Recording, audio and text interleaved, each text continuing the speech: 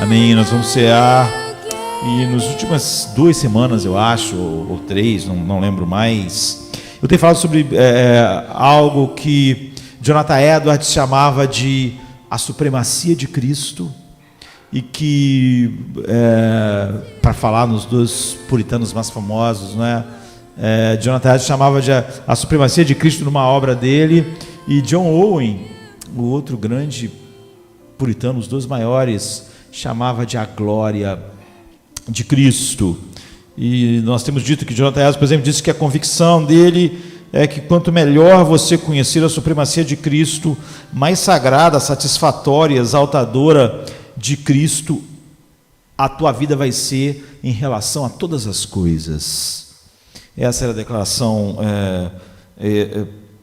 principal dele, e nós vimos como uma imagem, não é, para nós, em nossa mente, da majestade e da supremacia de Cristo, como o Sol no centro do sistema solar, onde todo o resto está em órbita do Sol. O Sol é tão maior, com uma massa incrivelmente maior do que todas as outras coisas que estão em torno dele, e a soma delas não dá a massa dele, e tudo no sistema recebe luz dele e está em ordem por causa dele.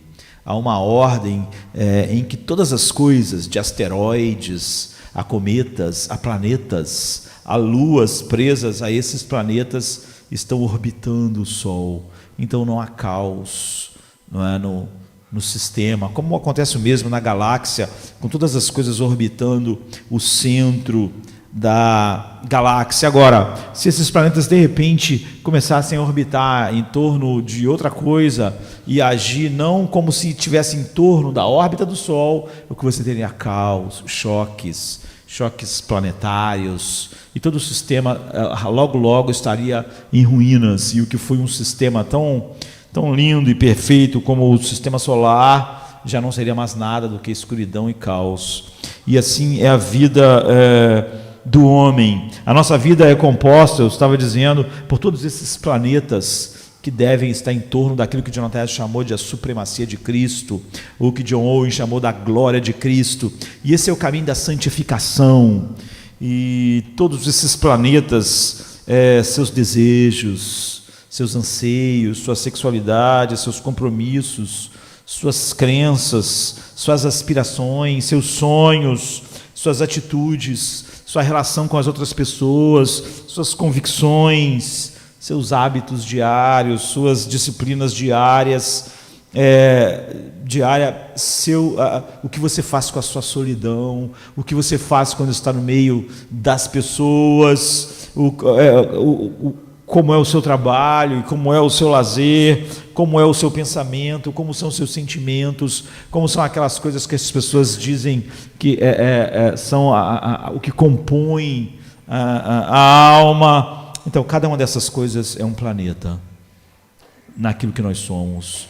Se todas essas coisas estiverem orbitando Cristo, elas vão ser sagradas e vão cumprir o propósito pelo qual elas foram criadas, e nós vamos ser transformados diariamente de um grau para outro grau de glória. Se elas estiverem orbitando a supremacia de Cristo, se a tua vida sexual tiver, a sua sexualidade nunca vai ser algo que não vai glorificar Cristo, e ela nunca vai causar choque. Você vê que a vida dos homens é um eterno caos até a destruição final, porque todos esses planetas na vida do homem não estão girando em torno de Cristo. A sua sexualidade está girando em torno de outra coisa. Então isso se choca com os seus relacionamentos, que deviam também estar orbitando Cristo. Então, quando você perde a supremacia de Cristo, e esse é o ponto de Jonathan Edwards e de John Owen, não há nada a não ser um final caótico, sem paz, sem deleite em Cristo, sem encanto por sua beleza. Você vai de mal a pior. E é assim que é descrito o caminho do ímpio. Mas se todos esses planetas da sua vida são mantidos em órbita, ou seja, cativos a supremacia de Cristo, a glória de Cristo, nenhuma confusão assumirá, tudo ficará sob controle. e a sua vida vai experimentar o que Jesus disse, que quem vai a Ele encontra descanso, encontra paz. A sua sexualidade vai ser sagrada, seu casamento sagrado, seu trabalho sagrado. Aquilo que é um drama para a alma, sem remédio para as outras pessoas, para você não será. Nós fomos criados para compreender tanto quanto uma criatura pode a supremacia de Cristo, como diz Jonathan Edwards, ou a glória final de Cristo, como diz John Owen. Mas eles não estão falando, nós vimos, de uma compreensão simplesmente que é a compreensão que você tem quando você estuda biologia ou estuda história, ou eu estava mencionando na quinta-feira, você vai a um museu, acha tudo muito interessante, assim que você vê uns cultos, tudo muito interessante, tudo muito maravilhoso, mas o cara vai no museu, olha aquilo tudo, ou ele vai num aquário público, vê os peixes, tudo maravilhoso, mas quando ele sai dali, aquilo não tem nada a ver com a vida dele. Aquilo ficou naquele instante. Houve uma certa emoção, houve apreensão de novas informações, mas aquilo não é importante na vida dele. Foi só mais uma coisa, foi um plus, foi algo adicionado, mas não é o centro, não é importante. Logo aquilo vai estar se esvaindo. E então, tudo em nossas vidas deve apontar, é o que eles estão dizendo, Jonathan Edwards e John Owen, para a supremacia de Cristo. Então, nossa sexualidade aponta para isso, então ela é purificada por isso. Se o nosso trabalho aponta para a supremacia de Cristo, o jeito de nós nos trabalharmos vai apontar para isso e vai ser purificado, vai ser santificado por isso. Se a maneira com que a gente lida com o dinheiro aponta para a supremacia de Cristo, então vai ser purificada a maneira com que nós usamos o dinheiro. Todos os planetas vão ficar na órbita certa e Jesus vai reinar supremo sobre todos, não porque simplesmente uma lei está nos mandando a isso, mas porque nós estamos capturados na órbita da supremacia, beleza de Cristo. E nós, então, na primeira vez que mencionamos isso, nós mencionamos várias coisas que são essa supremacia de Cristo. Tudo, quando diz respeito a Cristo, é muito mais incrível do que quando é mostrado em qualquer outro lugar. Se você pensar em humildade, é algo que um filho de Deus, por exemplo, vai manifestar, mas é incomparável quando você vê a humildade em Cristo. Por causa das peculiaridades, ele é Deus e homem. Tudo nele é supremo, de uma maneira, por exemplo, a supremacia da sua eternidade faz a nossa mente explodir com pensamentos insondáveis de que Cristo nunca teve um começo. E quando nós guardamos tempo para deixar a supremacia dessa beleza entrar em nós, as coisas começam a entrar na órbita certa. Eu não fico ansioso, porque se ele é eterno e ele está em meu passado, em meu presente, em meu futuro inexoravelmente, então como é que eu andaria ansioso? Então você vê, os planetas entram em ordem à medida que eu sou capturado, mas se essa informação de que ele é eterno é só aquilo que eu vejo no museu, isso não afeta a minha ansiedade. Eu canto que ele eu cantarei tua bondade, misericórdia, Deus, mas na verdade aquilo não pôs nenhum planeta na órbita certa, porque era só música. E a supremacia, por exemplo, da constância de Cristo, e eu fui mencionando um monte na primeira vez que eu falei a respeito disso, ecoando Jonathan Edwards, John Owen, mencionei várias características e depois passei a falar sobre elas individualmente algumas vezes. Na quinta-feira, por exemplo, nós vimos a supremacia de Cristo em enfrentar a vergonha.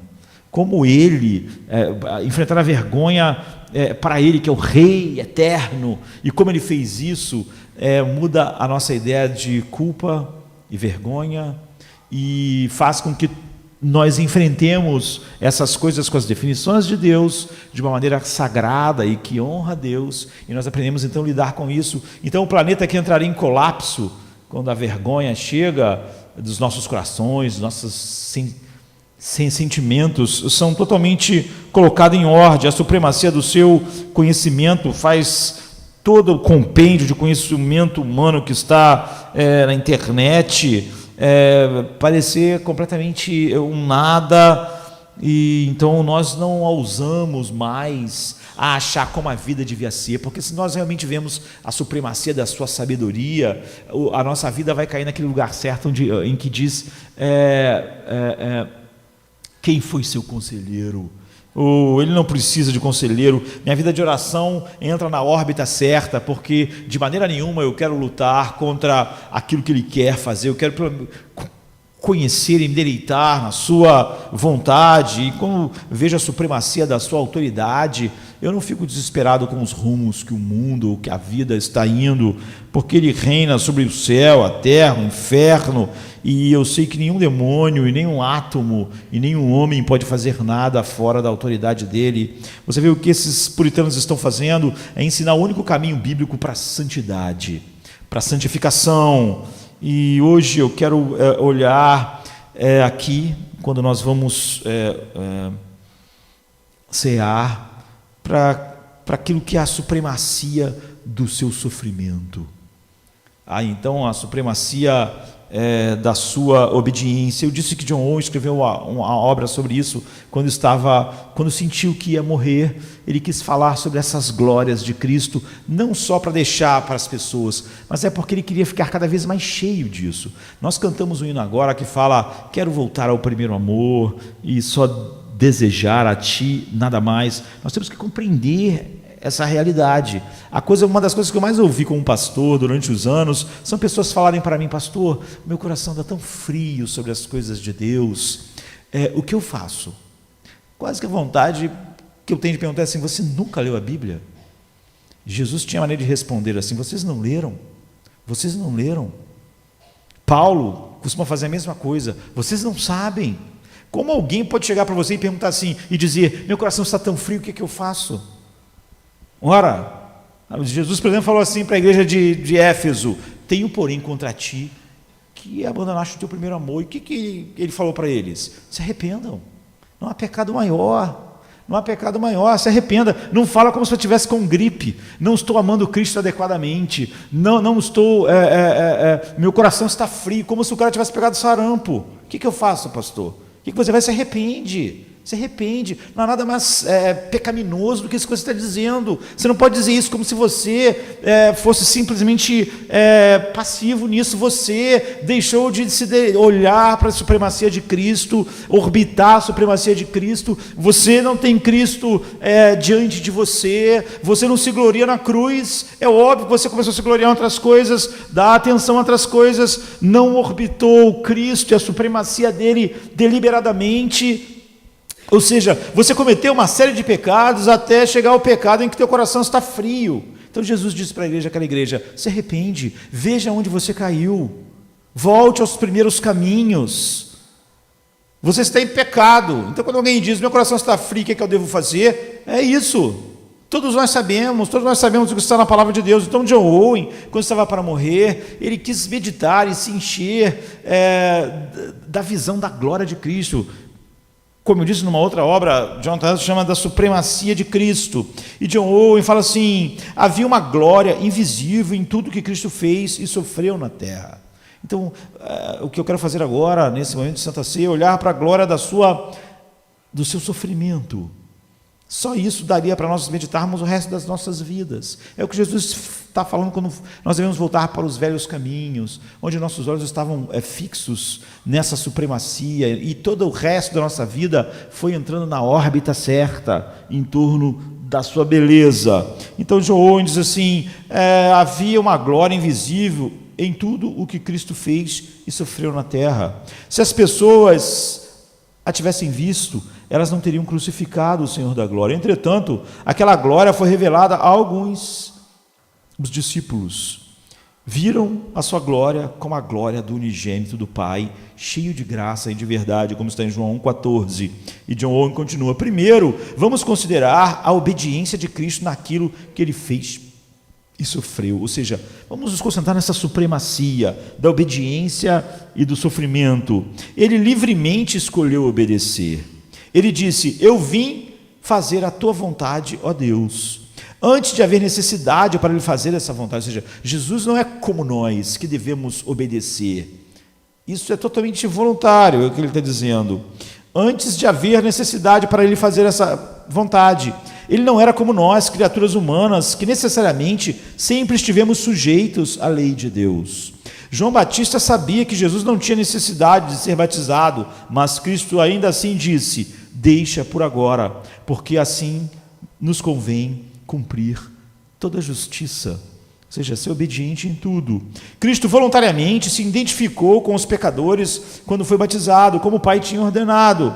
Deus deu-lhe honra e glória, porque pela obediência a igreja toda se tornou justa, todos os eleitos, como está em Romanos 5,19. A obediência de Cristo a cada parte da lei foi totalmente perfeita.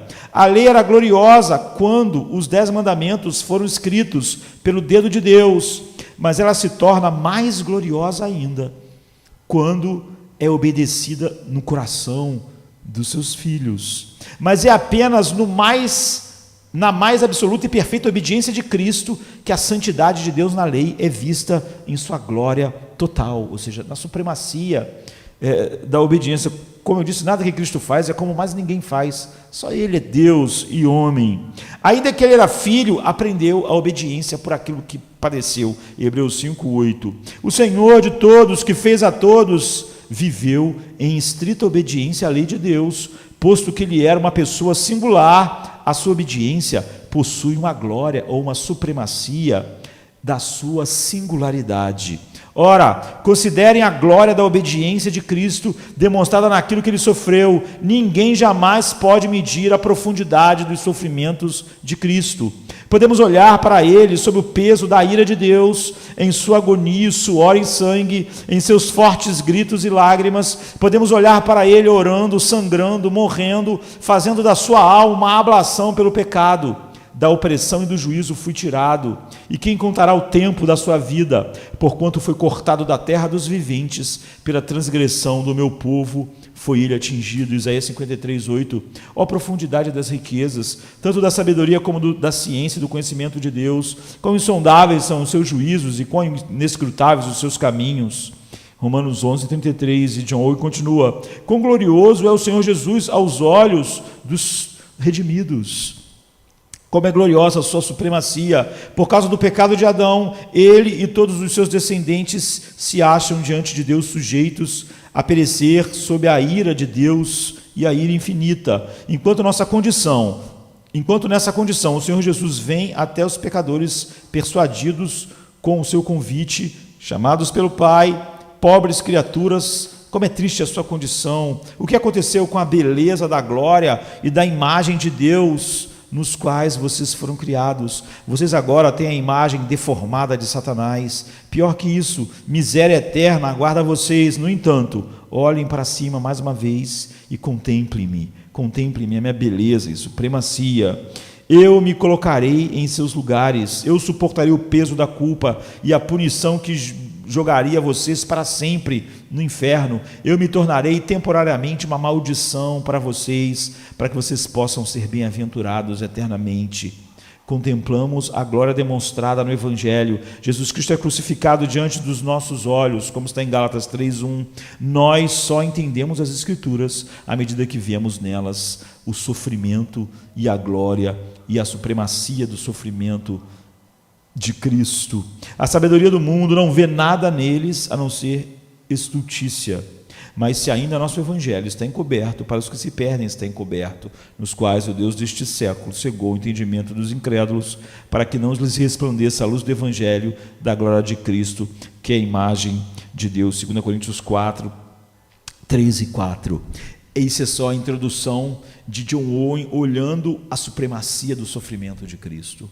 É só as primeiras palavras. Ele vai gastar muito tempo contemplando isso, e quando você vê tudo que esse homem enxerga, contempla, se encanta, você vê o que cada supremacia separada faz no coração do homem.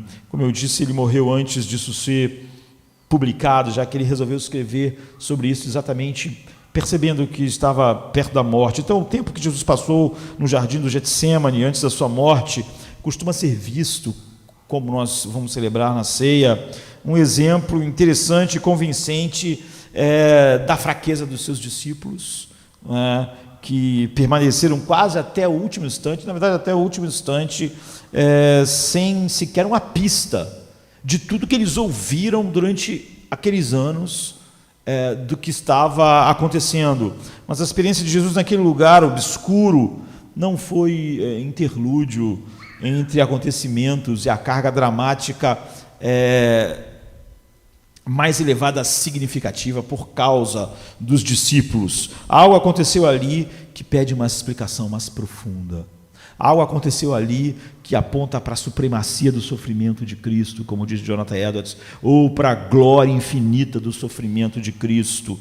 Talvez em nenhuma outra parte da Bíblia você tenha algo mais penetrante do que o Getsemane, porque ali você enxerga a vida interior de Jesus.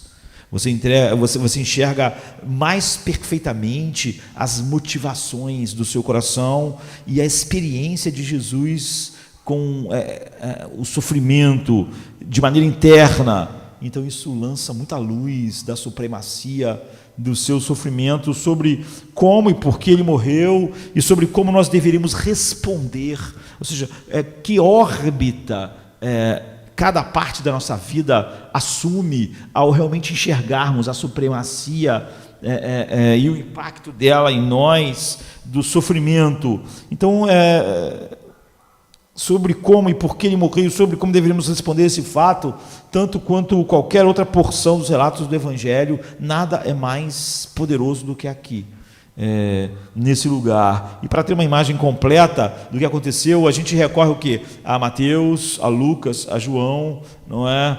Aos sinópticos, e aqui está o início da cena, de acordo com Mateus. No capítulo 26, do 36 ao 38, ele diz: então Jesus foi com os discípulos a um lugar chamado Getsemane e disse-lhe: sentai-vos aqui enquanto vou ali orar. E levando consigo Pedro e os 2 filhos de Zebedeu, Tiago e João, começou a entristecer-se e a angustiar-se. Então ele lhes disse: a minha alma está tão triste que estou a ponto de morrer. Ficai aqui e vigiai comigo. Então primeiro a gente quer olhar rapidamente e analisar a magnitude da dor experimentada por Cristo nesse instante, a supremacia do sofrimento de Cristo. Mateus, Marcos e Lucas encontram cada um deles um modo de relatar que a dor e o sofrimento de Jesus eram enormes. Cada aspecto da supremacia de Cristo é única, não é? Como eu disse, por quem ele é, e muito além do que nós poderíamos, em um momento como esse, realmente penetrar. Mateus registra as palavras de Jesus: a minha alma está tão triste que eu estou a ponto de morrer. Outro dia eu vi alguém falando enfim, a gente, quem tem ouvido, ouve essas coisas, não tem jeito, falando que Jesus aqui estava deprimido. Quase que eu perguntei: o que foi? Houve um distúrbio bioquímico de Jesus? Era isso? Ele estava triste até a morte por causa disso? As pessoas hoje, elas resolveram que tristeza está fluindo sempre de uma mesma coisa, e a pessoa falou durante um tempão um monte de bobagens. Jesus experimenta uma agonia interna aqui, e mental, tão insuportável, que ele tinha a impressão de que só essa dor iria matá-lo. É isso que ele está dizendo. A agonia e a aflição interna, não física, era tão poderosa que ele está dizendo que só isso parecia ser suficiente para matá-lo, bem ali, de imediato, de tão grande era a agonia. Ora, Jesus é chamado de o homem de dores. Hoje, a gente diria que um homem de dores que sofre todo o tempo e está sempre debaixo disso, Jesus não era um homem de dores porque ele era deprimido, não é? Ele era um homem de dores porque ele é experimentado em sofrer, e porque vindo fazer o que ele veio fazer, ele se humilhou, ele se expôs a tudo que o homem é em seu pecado e ao pecado ao seu redor. Ele é o Deus Santo. Ao longo de toda a sua vida, nós o vemos chorar e suspirar muitas vezes, e seu fardo, no entanto, é algo muito maior, não é? Mateus indica que quando se afastava do grupo maior de discípulos, acompanhado de Pedro, Tiago e João, ele estava indo em direção ao lugar onde ele foi orar, ele começou a entristecer-se e a angustiar-se. 26:37. Essa mudança acontece no caminho, é como se de repente isso descesse sobre ele. Você sabe que horas antes ele está lá na ceia, falando com eles, ele não estava assim. O que Mateus está dizendo é que isso de repente invadiu. Não só a agonia mental era intensa a ponto dele achar que ia morrer, mas de acordo com João Marcos, Jesus, entre aspas, não é? Se surpreendeu com ela. Marcos usa o termo grego ektobestai, que quer dizer ser transportado para um intenso estado emocional devido a algo que causa uma grande surpresa e perplexidade quando te atinge. Então, algumas traduções diminuem o impacto do sentido pleno dessa palavra quando vai traduzir para o português, colocando apenas angustiar-se. Não é? Então, eu me pergunto se isso acontece por termos a sensação de que se Jesus é de fato quem afirma ser, não é? O Filho de Deus, o Deus eterno, infinitamente preexistente, que veio à Terra, ele não deveria se assombrar com nada. Nada deveria, de repente, assombrá-lo. Mas como poderia a segunda pessoa da Santíssima Trindade, mesmo que agora sendo Deus e Filho do homem, ficar chocado, perplexo com a agonia, a tristeza? Mas ele cambaleia, é o que o texto está dizendo, ele está aturdido, ele está atônito, a caminho de orar, a escuridão de repente, e o horror desceu sobre ele. E além de qualquer coisa que ele pudesse ter, outra vez vou dizer entre aspas, porque nós estamos falando de Deus, do que ele pudesse, entre aspas, ter previsto, e a dor que provocou faz que ele sinta que ele está se desintegrando ali mesmo. Ele está percebendo que só aquela dor, aquele horror é suficiente para matá-lo. Então, considere que todos os escritores do Evangelho sabiam, na época em que eles compuseram essas narrativas, esses evangelhos não foram escritos uma semana depois que Jesus morreu, mas muitos anos depois.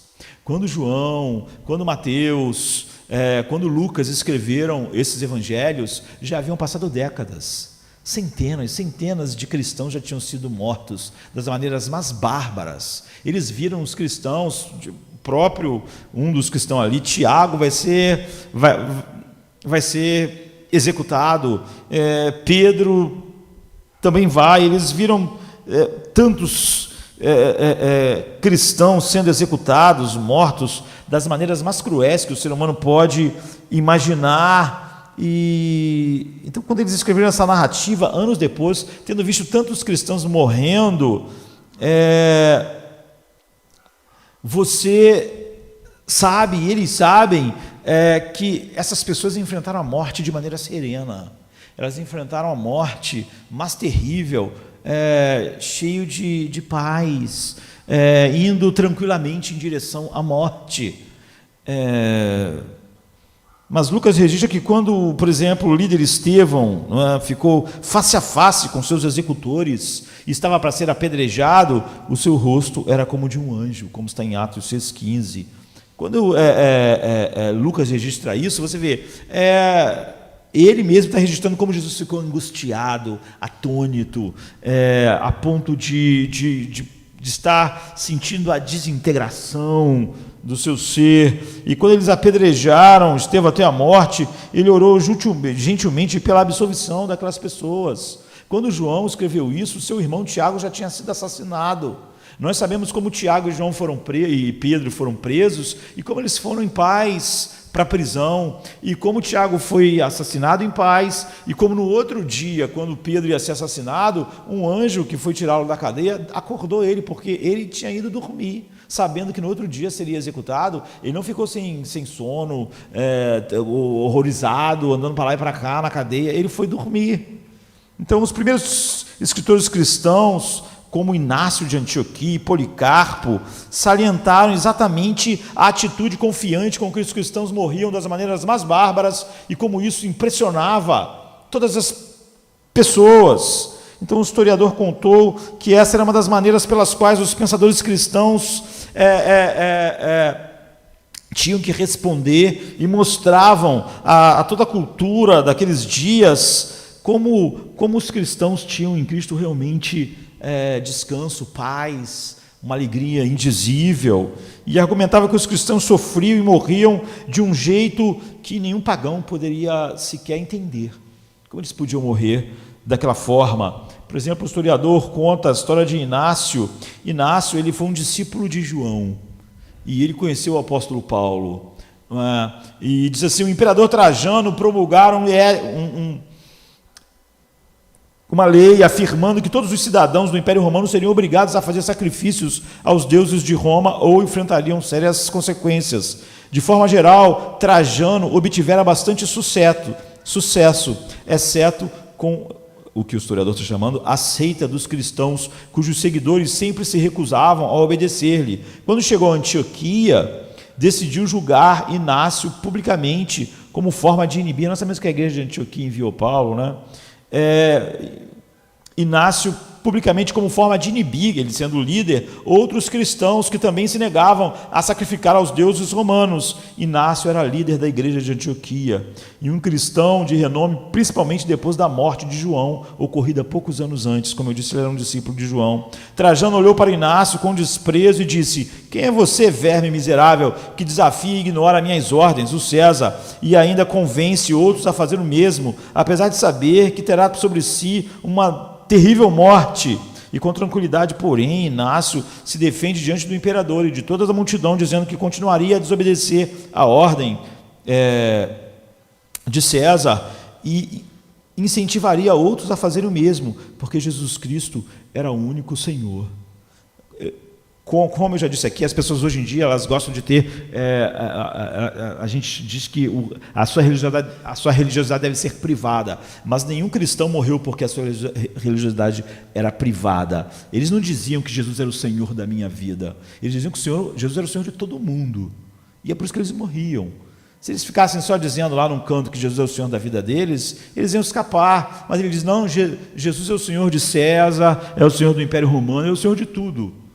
E Cristo, o único Deus verdadeiro. Trajano questionou Inácio sobre Jesus, perguntando-lhe se aquele de quem ele falava era o indivíduo que fora crucificado por Pôncio Pilatos. Inácio respondeu: sim, e ele mora em meu coração. Surpreso, o imperador perguntou: então você disse que carrega um homem crucificado dentro de você?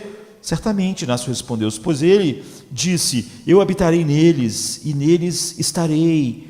Ao ouvir isso, Trajano resolveu pronunciar a sentença: vejo que este homem está incuravelmente envolvido pela superstição dos cristãos, portanto eu ordeno que Inácio, que afirma carregar em si aquele que foi crucificado, seja levado por soldados a Roma, onde será devorado por animais selvagens para entreter o povo. E, para a surpresa de Trajano, a condenação a uma dolorosa morte não abateu Inácio. E o historiador continua contando, e quando chega no final, diz assim: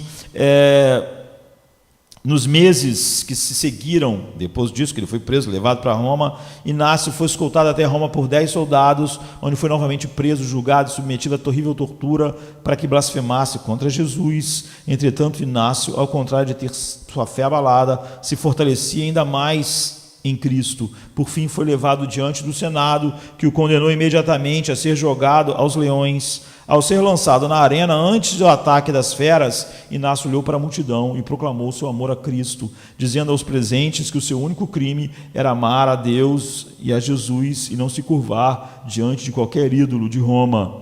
Assim que Inácio acabou de falar, 2 leões foram soltos e atacaram o bispo de Antioquia. Tão brutal foi o ataque dos animais que, em poucos minutos, não havia vestígios do seu corpo, nem sequer dos seus ossos. Ele foi despedaçado, mas à luz do que ele viveu e do seu exemplo, brilhou o evangelho sobre o Império Romano. Você vê, é assim que os cristãos morrem. É assim que Inácio foi devorado por 2 leões. Agora, Jesus Cristo, porém, enfrenta a morte de um modo muito diferente que os seus seguidores enfrentaram. Não tem um rosto radiante de um anjo, como o Estevão. Ele está profundamente angustiado, ele não se mostra na mais perfeita tranquilidade, ele não mantém uma atitude confiante como a de Inácio, e com certeza foi assim mesmo que aconteceu. Se Mateus, Marcos e Lucas quisessem inventar uma história, eles jamais mostrariam Jesus assim, porque eles mesmos viram e eles mesmos experimentaram como os cristãos morriam cheios de ousadia, de gozo, de paz. E será que eles retratariam o Salvador daquelas pessoas lutando diante da morte iminente com agonia, angústia, que os seus seguidores não tinham, por causa supostamente dele? Então, qual é a razão nesse caso da magnitude, da agonia, do pavor de Jesus face à própria morte? Por que ele não morreu como os mártires? A resposta é: a morte dele era diferente de qualquer outra pessoa já enfrentara ou viria enfrentar. Ninguém enfrentou a morte como Jesus enfrentou no mundo. Então veja a próxima parte do relato de Mateus: e adiantando-se um pouco, prostrou-se com o rosto em terra e orou: meu Pai, se é possível, faça de mim este cálice, todavia não seja como eu quero, mas como tu queres. Voltando para os discípulos, achou-os dormindo e disse a Pedro: vós não pudeste vigiar comigo 1 hora? Vigiai e orai, para que não entreis em tentação. O espírito está pronto, mas a carne é fraca. Retirando-se mais uma vez, orou: meu Pai. Aqui Mateus é mais específico como Jesus orou do que em outros evangelhos. Ele orou pela segunda vez: meu Pai, se não for possível afastar este cálice sem que eu beba, então seja feita a tua vontade. E voltando outra vez, Jesus achou-os dormindo, porque seus olhos estavam pesados. Deixando-os novamente, foi orar pela terceira vez, repetindo as mesmas palavras. Então Mateus, Marcos, Lucas e João, todos eles mencionam isso, essa mesma expressão, o cálice, o cálice. E como o cerne, o centro da oração de Jesus. Como ele tinha dito um pouco antes, este é o cálice da nova aliança, como nós vamos tomar a ceia daqui a pouco. Então, na antiguidade, o cálice estava em igualdade com a cadeira elétrica. A gente pode dizer assim: pense da maneira como Sócrates foi condenado à morte, a tomar um cálice de cicuta, de veneno. Então o cálice não representava todo tipo de morte, mas apenas uma morte debaixo do julgamento, uma morte debaixo do juízo. Sócrates foi condenado a tomar o cálice. Então o emprego do termo pelos apóstolos significa que Jesus sabe como e porquê da sua execução, mas o cálice significa, nesse caso, muito mais do que julgamento. Na Bíblia, o cálice se refere também à justa ira de Deus contra todo pecado. E Ezequiel 23, a gente lê assim, no capítulo, versículo 32 e 34, beberá do cálice do pavor, beberá do cálice da assombração e da assolação, mutilarás teus próprios seios. Em Isaías 51, 17 diz sobre aqueles que bebem o cálice da ira de Deus, da taça do atordoamento, ou seja, aquilo que vai te deixar, o cálice da ira de Deus deixa totalmente atordoado aquele que o recebe. Então, a razão pela qual Jesus Cristo não morreu tão graciosamente como os mártires cristãos é porque eles não tiveram que enfrentar o cálice. Nenhum dos mártires estavam bebendo o cálice que Jesus bebeu.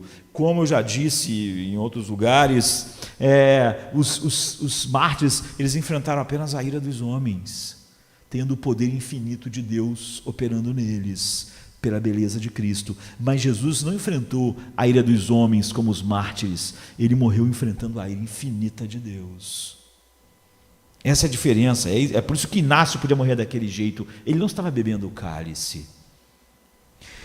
Quando o próprio Jesus fala do cálice, ele mostra saber que está diante não só da tortura física, que nos impacta tanto, a morte, né? A paixão de Cristo, de Mel Gibson, mas ele está prestes a provar toda a ira divina contra o qual, de cada pecado dos eleitos, do início ao fim da vida deles, que merece a ira infinita de Deus. Ele não tomaria o cálice de uma vida de alguém de pecado, mas da vida de uma multidão.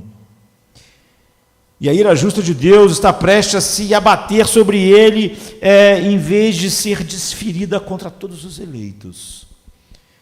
E embora o derramamento da ira assolasse com toda a sua força na cruz, onde ela seria derramada no dia seguinte, não é? Ou naquele dia, porque isso já é de madrugada, né? Ali, enfim, ou no fim da quinta-feira, quando Jesus clamou assim em Mateus 27:46, Deus meu, por que me desamparaste? Ele está tomando o cálice, ele está finalizando.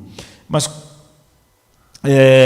Jonathan Edwards, por exemplo, falando exatamente a respeito da supremacia do sofrimento de Cristo aqui, ele diz que no Getsemane e outros tantos puritanos e reformadores, o que acontece no Getsemane, ele estava experimentando uma antecipação. É como se Deus deixasse ele provar o cálice antes de tomar no outro dia, dele provar o sabor, dele sentir a realidade da ira de Deus, do juízo, da ira infinita. E qual deve ser a sensação de sentir a ira de Deus sobre a tortura da ausência divina, a tortura de não ter a alegria que ele teve com o Pai desde toda a eternidade, dele não ter o gozo que ele teve no Pai desde toda a eternidade, dele não ter o sorriso do Pai desde toda a eternidade, dele não ter o Pai como o seu gozo, alegria e paz, disso sumir, depois de gozar disso por toda a eternidade. Então nós lemos em 2 Tessalonicenses 1:7-8, quando o Senhor Jesus se revelar do céu, punindo os que não conhecem a Deus e os que não obedecem ao Evangelho do nosso Senhor Jesus. Então o julgamento de Deus na Bíblia é incrivelmente justo.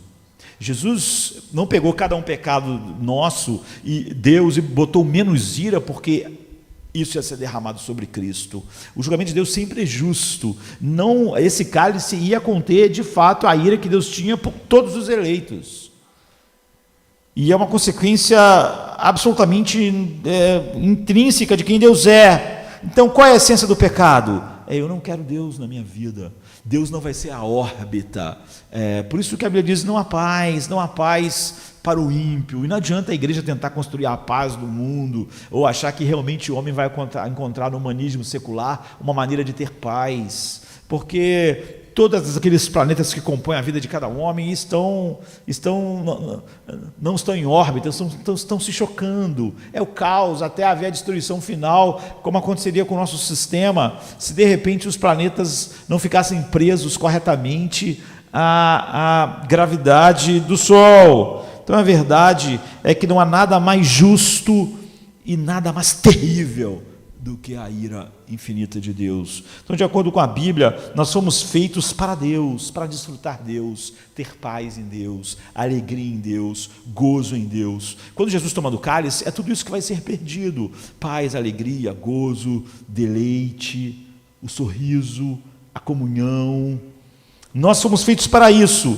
E aqui mesmo na terra, mesmo aqueles que não creem em Deus e fogem da presença de Deus em impiedade, eles não estão completamente separados de Deus.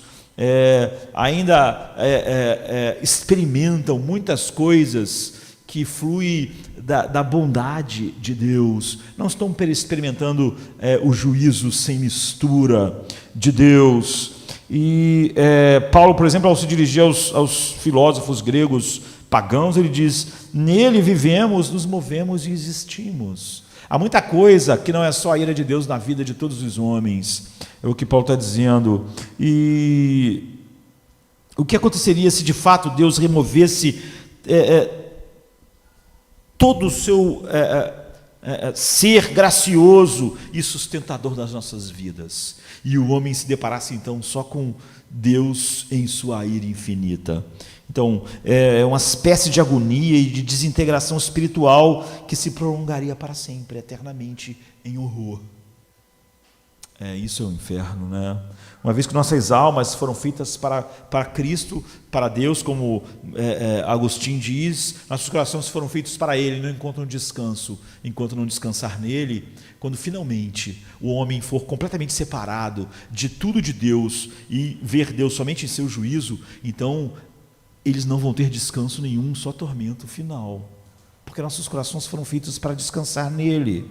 Então seria tormento eterno e perfeitamente justo, como diz C.S. Lewis, né, na sua obra O Grande Divórcio. Se nesta vida você nunca disser a Deus, nunca foi levado pelo Espírito de Deus a dizer, seja feita a tua vontade, por fim, Deus lhe dará por toda a eternidade isso. Está bem, então seja feita a sua.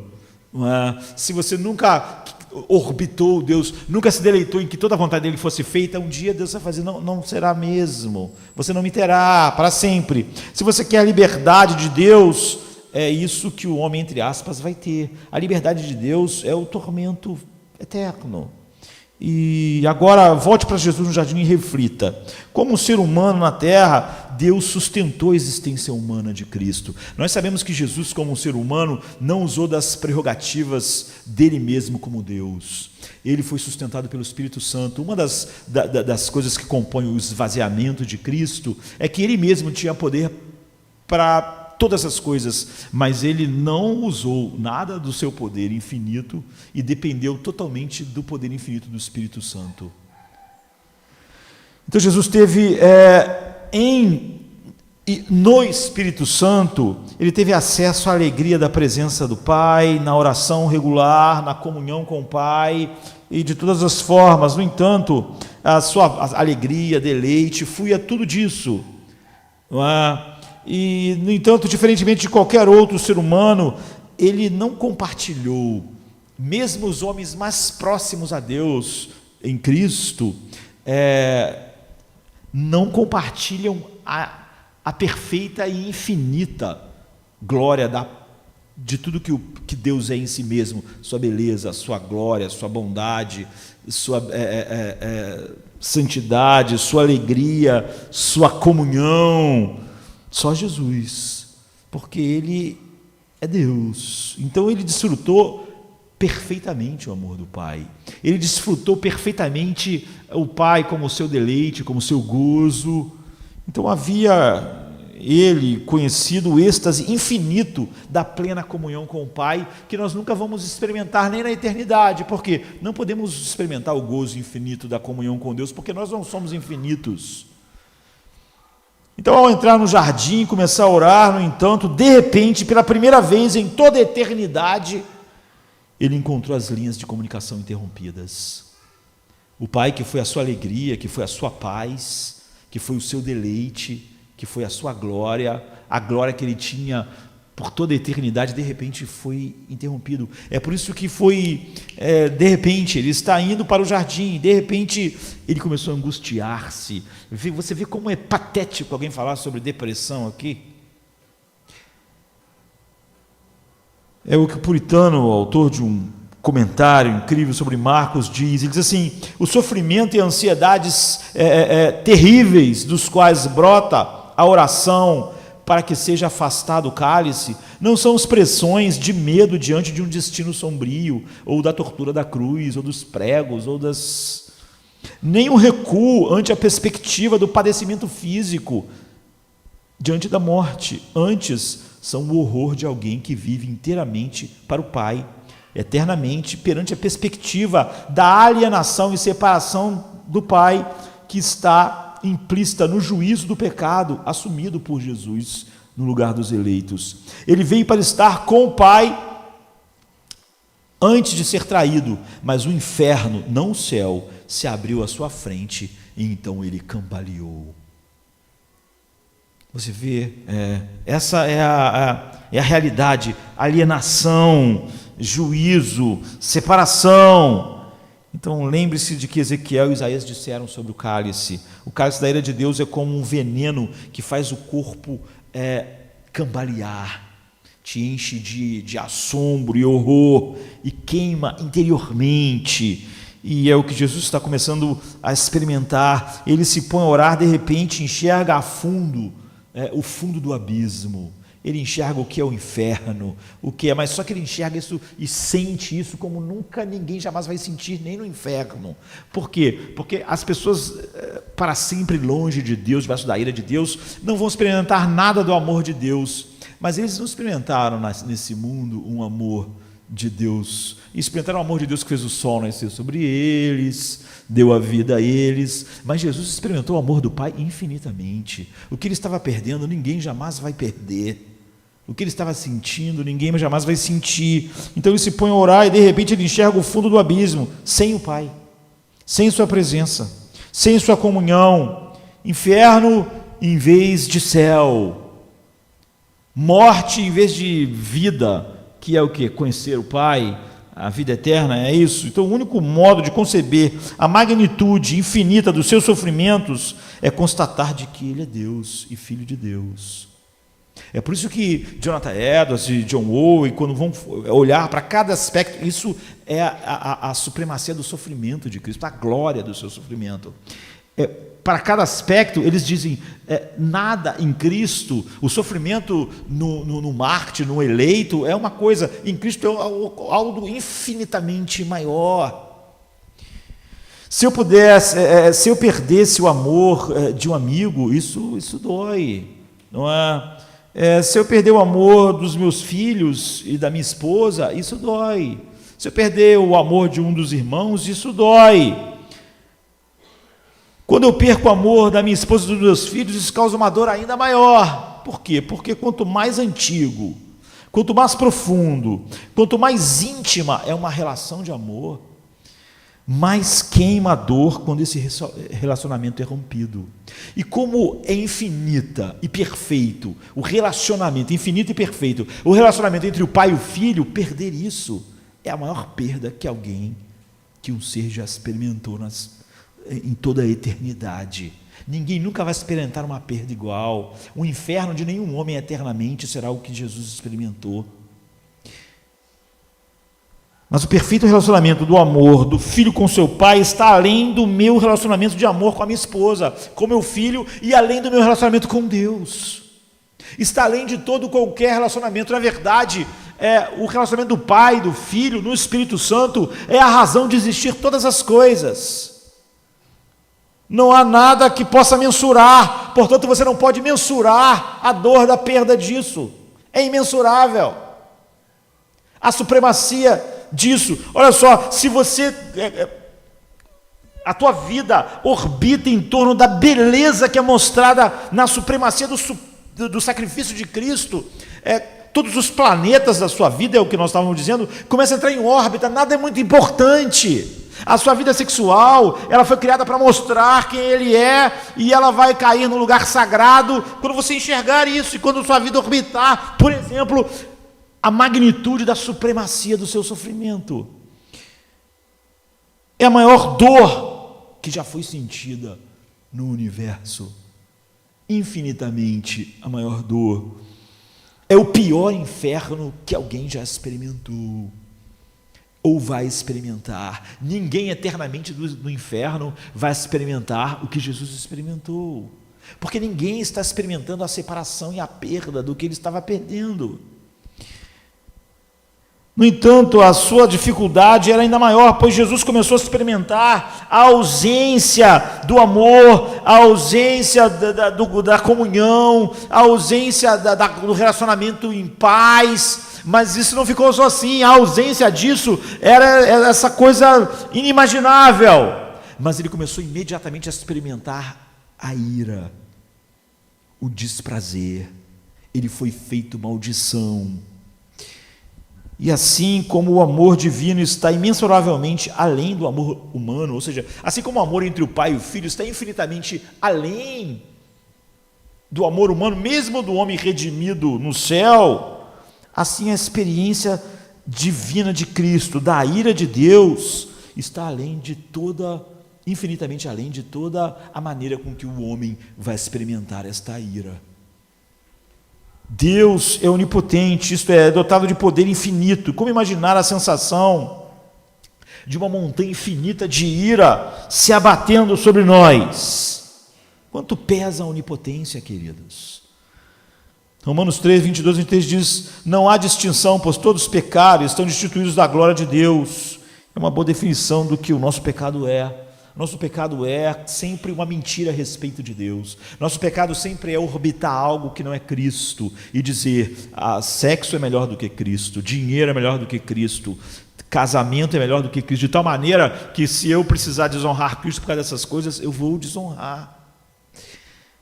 Quando ele descreve o pecado do próprio povo, em Romanos 12, 24, ele diz: o nome de Deus é blasfemado no mundo por causa de vós, porque cada pecado é uma blasfêmia ao nome de Deus. É dizer, ele não é tão bom, ele me dá a sensação quente que a comunhão com essa pessoa aqui, que o meu relacionamento com essa pessoa, que o romance com essa pessoa me dá.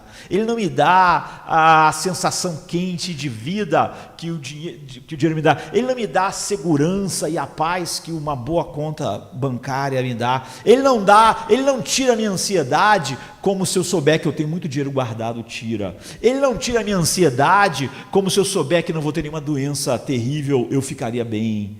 Ele não é suficiente. É uma blasfêmia ao seu nome. Isso que é o pecado. Eu já disse, o pecado é que a glória de Deus, em cada coisa que a nossa vida não orbita em sua supremacia, a glória de Deus não é honrada. E a santidade de Deus não é reverenciada, não há um santificado seja o seu nome. O nome dele não tem o peso final em cada relação. O pecado é que o nome de Deus não é santificado. Então a grandeza de Deus não é admirada por nós, e por não ser admirada por nós, não é mostrada por nós ao mundo. O poder de Deus não é louvado, porque nós estamos cheios de medos. A verdade de Deus não é procurada, porque nós achamos que nesse caso, nesse relacionamento e nessa situação, eu estou com uma ideia melhor do que a de Deus, e portanto o pecado a verdade dele não é procurada, a sabedoria dele não é estimada, eu estimo a minha, ou então eu estimo o que o homem diz sobre a alma do homem, não estimo o que Deus diz a respeito. A beleza de Deus não é valorizada, eu valorizo a beleza da criação no lugar do Criador. E essa é a declaração de Paulo, porque a ira de Deus está sobre os homens. A bondade de Deus, a gente cantou, bondade e graça me seguirão, mas assim que uma coisa começa a dar errado, eu começo a agir como se a bondade de Deus não estivesse sobre mim. O pecado é isso. A fidelidade de Deus não é confiável, então eu tenho medo de amanhã. Deus pode dizer, eu não te deixarei, eu não te abandonarei, eu seria o seu Deus, mas eu estou com medo mesmo assim. As pessoas não veem a dimensão que o pecado da ansiedade e do temor porque elas não estão vendo o quanto a fidelidade de Deus é uma declaração minha. Eu não acho você confiável, eu não posso dormir em paz sabendo que você está no controle, porque eu não confio que tu estás interessado no melhor para mim. O pecado é que eu não confio nas promessas de Deus, que diz que nem um pardal cai, nem um fio do cabelo cai, e portanto eu não devia andar ansioso, mas eu não confio nisso. O pecado é isso, são mentiras, são blasfêmias sobre o nome de Deus. O mandamento de Deus não é obedecido, eu prefiro obedecer ao meu próprio coração. A justiça de Deus não é respeitada, eu acho que ele sempre vai passar por cima da sua justiça. Por quê? Porque eu sou especial. De alguma maneira ele vai dar um jeito, e a ira de Deus não é temida. Eu temo que as pessoas me desprezem, eu temo que as pessoas na faculdade não gostem de mim, eu temo que as pessoas me matem, mas Jesus diz, vocês deviam temer aquele que depois que mata, joga no inferno, mas não temem. Não tem. A pessoa pode dizer, eu temo, mas o inferno não é real para essas pessoas. Elas têm medo de vírus, elas têm medo de doença, elas têm medo de morrer, elas têm medo de tudo, mas elas não temem.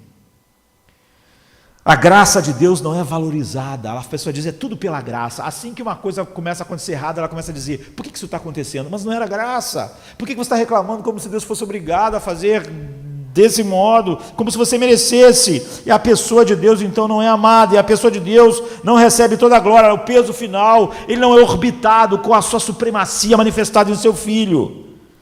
Então, Isso coloca todos os homens debaixo da ira de Deus. Por quê? Porque Deus é desacreditado, desconsiderado, desobedecido, desonrado pelo mundo todo. Esse é o traje final, é o fracasso em mostrar quem Deus é. E a Bíblia fala de maneira gráfica a respeito do que acontece, como a fúria da ira de Deus vai cair sobre os homens. Esse é o cálice que Jesus está experimentando como ninguém vai experimentar. Por quê? Porque ele tinha aquela comunhão perfeita, aquele amor perfeito, aquele gozo perfeito. E Romanos 2,5 diz: mas segundo a tua dureza de coração, do teu coração impenitente, você entesoura ira para ti, para o dia da ira e da manifestação do juízo de Deus. No 2,8, os que não obedecem à verdade, mas obedecem à injustiça, receberão a ira e a fúria de Deus.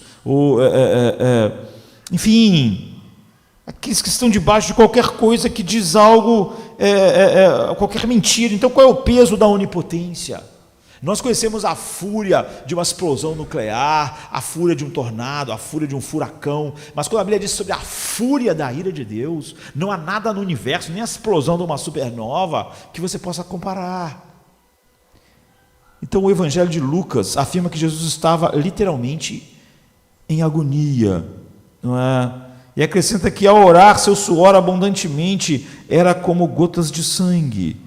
Isso pode significar que acontece uma coisa natural, que os vasos, pequenos vasos, perto da onde estão as glândulas que produzem suor, se rompem por causa da tremenda agonia, e o suor sai misturado a sangue. Então, pode significar que os rios de suor eram como o sangue que logo estariam sendo vertidos, escorrendo do seu corpo. De um jeito ou de outro, ele está no seu limite. Começa a experimentar uma incrível agonia de ser afastado do Pai, de tal forma que cai no chão e suplica: não permita que aconteça essa coisa, me livre, se for possível que este cálice, essa falta de alegria em Ti, essa falta de comunhão, essa falta dessa paz infinita, e agora essa percepção da Tua ira, do teu desprazer final, que eu não... E por que a magnitude da angústia? Porque Jesus Cristo não estava simplesmente morrendo como qualquer pessoa morreria. Ele está perdendo a sua perfeita comunhão com o Pai por causa de nós, que vamos tomar da ceia. É isso que nós falamos. Nós não podemos tomar da ceia inconsequentemente, sem estarmos extasiados sobre a supremacia do sofrimento de Cristo e a supremacia da sua obediência, que é a parte, por exemplo, que John Owen estava falando quando ele fala a respeito da glória do sofrimento de Cristo, ou Jonathan Edwards sobre a supremacia. Então, Jonathan Edwards resumiu isso assim: o conflito na alma de Cristo, nessa visão de seus últimos sofrimentos, era aterrador, além de qualquer expressão ou concepção que uma criatura no céu ou na terra pode ter. Então, outro puritano, junto com Jonathan Edwards, argumenta que Jesus estava tendo uma prova antecipada da ira divina no jardim. Por que essa agonia no jardim, se a ira de Deus finalmente cairia sobre ele na sexta-feira na cruz, na hora que ele gritou: Deus meu, por que me desamparaste? Por que é tão importante que ele experimentasse já parte dessa ira, desse abandono, dessa falta de comunhão, dessa falta de alegria e da presença da ira infinita ali no jardim? Jonathan Edwards fala a respeito disso, e ele fala sobre a doutrina cristã que costuma ser negligenciada, né? Que fala sobre a distinção entre o aspecto passivo e ativo da obra de Cristo, e costuma se examinar a sua obediência passiva somente. Ficamos focados mais nela. Qual a obediência passiva? É ele se entregar à morte, é ele ser crucificado, chicoteado, pregado numa cruz. Você vê, isso é passivo. Estão fazendo isso a ele, ele está entregando, ele está se entregando como uma ovelha muda, mas a sua obediência que é ativa. Ele teve a vida que nós deveríamos ter vivido. Ele viveu 33 anos perfeitamente numa obediência ativa. Como eu disse, a obediência para Jesus não é como para nós. Nós somos criaturas, nós somos feitos para honrar a Deus e obedecê-lo. Jesus, ele eternamente é impulsionado somente pelo que ele é. Então, ir para a cruz, ao ir para a cruz, Jesus tomou sobre si o castigo que nós merecemos, não ele. E isso tem sido chamado historicamente da sua obra passiva. É o que nós vamos tomar, o cálice, o pão. Ele recebeu a punição que nossa desobediência à lei de Deus merecia, a maldição, o desprezo final de Deus, o cálice. Por conseguinte, nós cremos que Jesus, por causa dele, nós estamos livres do cálice. Nós nunca vamos experimentar nada do cálice. Um cristão não experimenta o cálice nem quando morre. Um ímpio está experimentando parte do cálice, não um cristão, porque não há nenhuma ira de Deus sobre nós. Deus determinou que nós vamos experimentar a vitória sobre a morte através da morte, não é? Mas isso agora é o caminho do nosso triunfo. A morte de um filho de Deus não tem ira alguma. Por consequente, nós que cremos em Cristo estamos livres, fomos levados a crer pelo Espírito de qualquer coisa que compôs o cálice.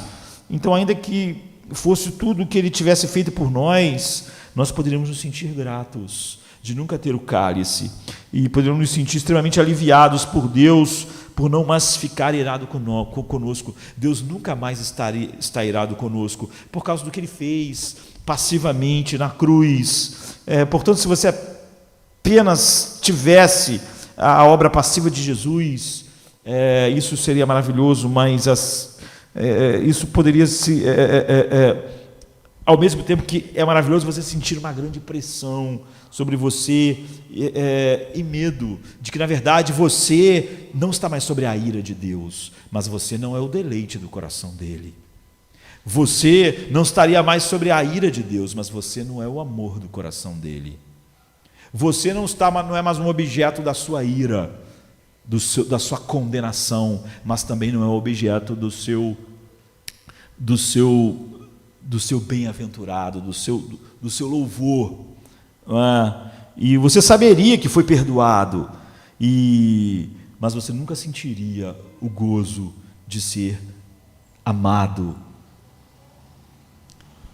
Contudo, absorver o castigo com passividade não é tudo que Jesus fez, senão é tudo que nós teríamos. Deus não está irado mais conosco.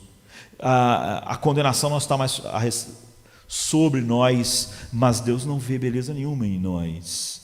Ele o seu coração não é capturado e voltado para nós. Então, ao longo de toda a sua vida, para que isso não fosse assim, e acima de tudo, em sua morte, ele cumpriu as exigências positivas da lei, que é a sua obediência ativa. E Jesus não só morreu a morte que nós deveríamos ter morrido, como resultado de recebermos não mais a maldição da lei, mas ele viveu uma vida para ser atribuída a nós, para que o Pai, quando olhasse para nós, dissesse: maravilhoso, meu coração se deleita em você, você é o meu prazer, você agora também é meu filho. Eu recebo você não mais como alguém que não é mais criminoso, mas como um filho amado. Ninguém jamais amou a Deus com toda a sua alma, mente e força. Ninguém jamais amou o seu próximo como a si mesmo perfeitamente, a não ser Cristo. E o que uma vida dessa merece? O que uma vida que obedeceu a Deus em tudo, todo instante merece? O que uma vida que em tudo honrou e glorificou o nome de Deus merece? O que uma vida que nada, nenhum pensamento ou intenção deixou de mostrar a grandeza de Deus merece? A mais elevada bênção, merece a mais elevada honra, o mais elevado louvor da parte de Deus, o pleno amor e o deleite de Deus merece quem viveu assim. E só Jesus viveu assim. É por isso que só nele nós podemos ser amados. Por isso que a ideia de que Deus pode amar os homens fora de Cristo é totalmente... mostra a ignorância final sobre o que o homem é em si mesmo. É por isso que quando lá na eternidade Deus nos amou, Ele não nos amou, Ele em Cristo nos amou. E porque Jesus não só cumpriu a lei de Deus passivamente, mas ativamente, em nosso lugar, como nosso substituto, Ele não apenas recebeu a punição que a gente merecia, ele obedeceu e honrou a Deus de tal maneira que ele mereceu o louvor final do coração do Pai para nós.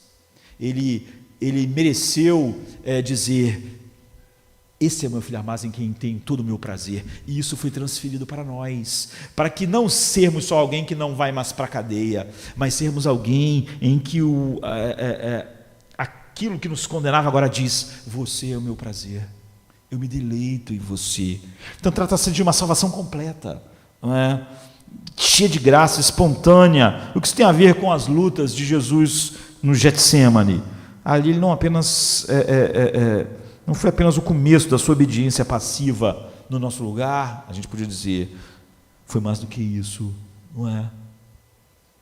É assim que Jonathan Edwards, em sua obra, o John Owen, gastam tempo e tempo olhando só para essa glória, como John Owen chama, ou para essa supremacia do sofrimento de Cristo, como Jonathan Edwards chama.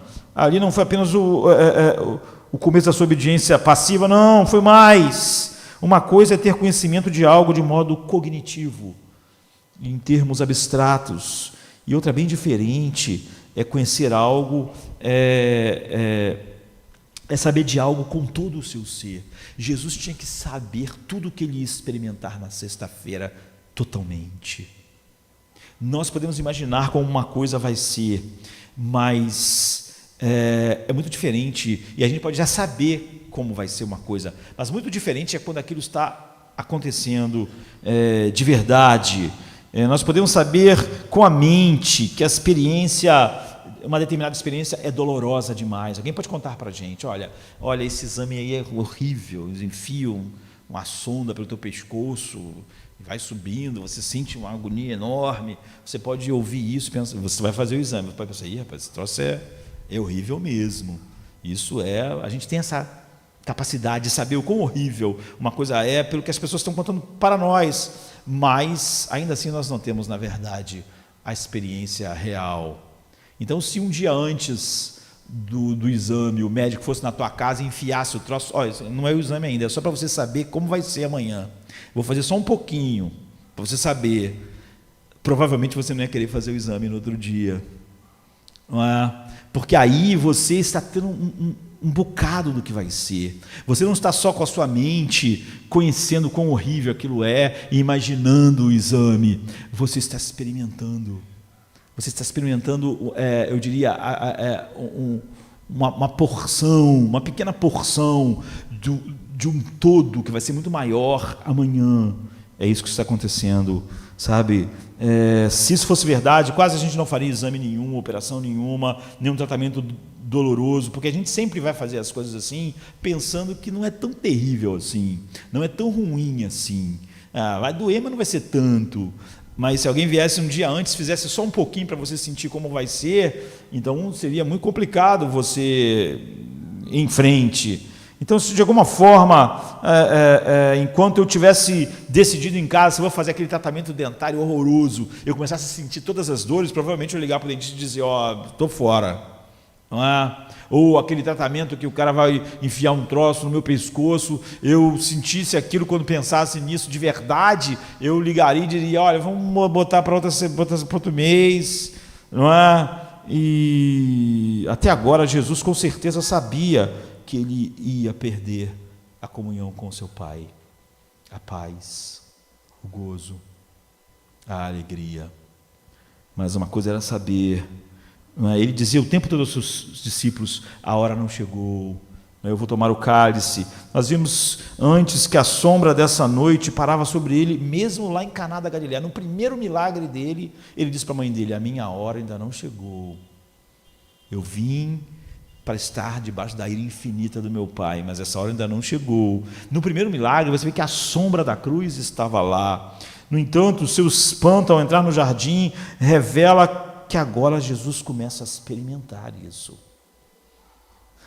No dia seguinte, ele seria pregado numa cruz em público, mas o que ninguém estaria vendo é que a infinita ira do Pai, nenhuma comunhão, nenhuma percepção do seu amor, nenhuma percepção da paz do seu relacionamento, do gozo, estaria lá mais publicamente. Então, a partir daquele instante, não haveria mais como fugir, não é? Depois que aquilo começasse.